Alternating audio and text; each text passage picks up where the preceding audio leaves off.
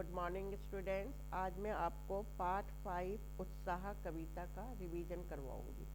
इस कविता का पहला पैरा, इसके कवि हैं सूर्यकांत त्रिपाठी निराला।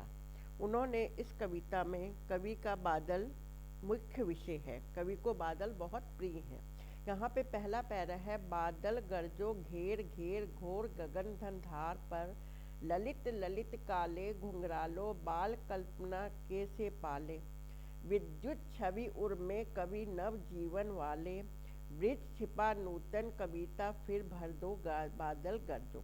गरजो का मतलब होता है गरज करना, घेर घेर मतलब घिर घिर कर, घोर कहते हैं भयंकर, गगन कहते हैं आकाश, धराधर कहते हैं बादल, ललित कहते हैं सुंदर, विद्युत छवि बिजली की आभा और हृदय नूतन नवी।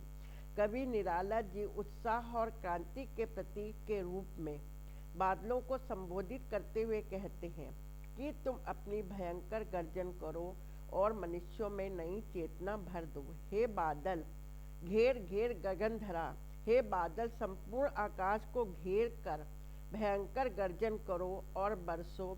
तुम सुंदर और काले घुंघराले बालों वालों हो, तुम बाल कल्पनाओं को लिए हुए हो, तुम्हारे हृदय में विद्युत छवि उर में, तुम्हारे हृदय में बिजली की आभा है, तुम नया जीवन नव जीवन वाले, नया जीवन देने वाले हो। ब्रिज छिपा नूतन कविता, तुम्हारे अंदर ब्रिज जैसी अपार कल्पनाओं को लिए हुए हो शक्ति है। तुम इन संसार में नई चेतना भर दो और गरजो। पहला प्रश्न है इसका, बादलों को बच्चों की कल्पना के समान क्यों कहा गया है? इस टाइप के क्वेश्चन 2 नंबर के आएंगे। जिस प्रकार बाल जीवन में बच्चों की मधुर मधुर कल्पनाएं निरंतर बदलती रहती हैं, उसी प्रकार बादल का सौंदर्य भी निरंतर परिवर्तित होता रहता है। जिस प्रकार बाल कल्पनाएं मनोहारी होती हैं, उसी प्रकार बादल की छवि भी क्या होती है? मनोहरी होती है, सुंदर होती है। कवि ने बादलों के सौंदर्य में बाल मन की कल्पना की है। कविता का मुख्य स्वर क्या है? कविता का मुख्य स्वर ओज है। कवि अपनी ओजस्वी से जन चेतना लाकर जन सम्मान में क्रांति लाना चाहता है। वह बादलों से संपूर्ण आकाश को घेर लेने के लिए कहता है। इस तरह कविता का स्वर ओज है, क्रांति है, परिवर्तन का वेग है।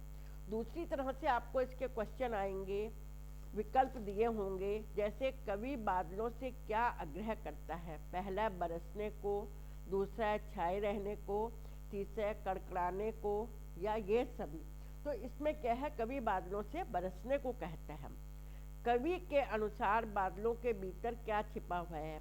बिजली की कड़क, पानी, रहस्य या काली घटा। तो यहाँ बादलों के अंदर क्या छिपा है? बिजली की कड़क, बिजली की आवाज़। कवि ने बादलों को किसके समान सुंदर बताया है? यहाँ बालों को केश कहते हैं, यहाँ केशों को लिखा है। केशों को आसमान के, वर्षा के, इनमें से कोई नहीं, तो केशों के समान। चौथा है, प्रस्तुत काव्यांश के आधार पर बताइए कि कवि निराला ने बादलों की तुलना किससे की है? कवि से, सृष्टि से, वर्षा से, या ये सभी से? यहाँ किससे की है? कवि से की है। कवि के अनुसार नूतन कविता कैसी होनी चाहिए? संपूर्ण संसार में जोश भर देने वाली, संपूर्ण संसार में नीरसता भर देने वाली, संपूर्ण संसार का अंत कर देने वाली, या इनमें से कोई भी? कवि के अनुसार बादलों की कविता संपूर्ण संसार में जोश भर देने वाली होनी चाहिए। ये आपको मैंने बताए हैं। इस प्रकार के आपको बोर्ड में क्वेश्चन आएंगे। आज बादलों का पहले पैरे का मैंने आपको रिवीजन करवाया है।